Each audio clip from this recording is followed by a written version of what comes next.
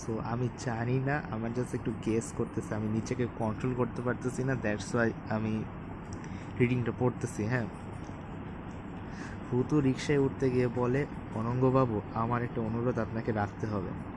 বলো। বলে অনঙ্গবাবু জিজ্ঞেস দৃষ্টিতে ভূতুর মুখে চেয়ে থাকেন। ভূতু বলে, আপনাকেও আমাদের সঙ্গে যেতে হবে।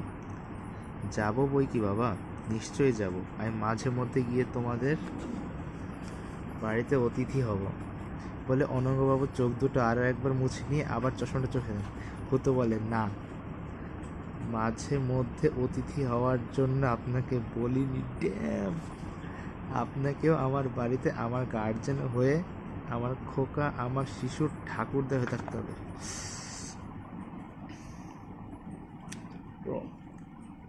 Wow wow wow wow.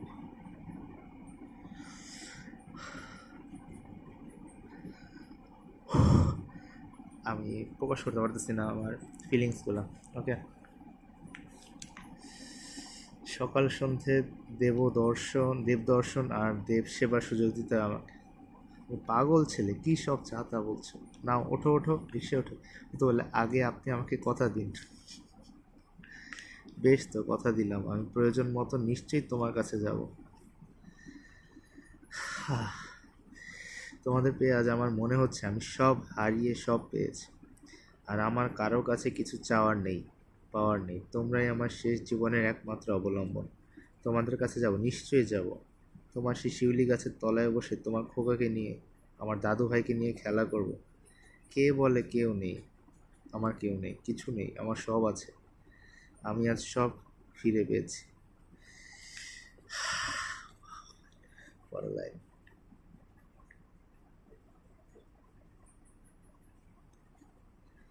তোর হাত ধরে অনঙ্গ তাকে রিক্সায় উঠিয়ে দেয়।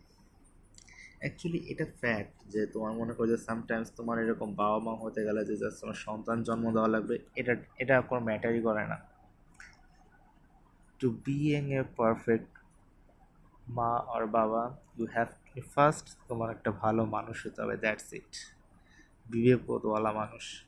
গল্প এখনো শেষ হয় না, 2 পৃষ্ঠা আছে, বাট আমি কন্ট্রোল করতে পারতেছি না।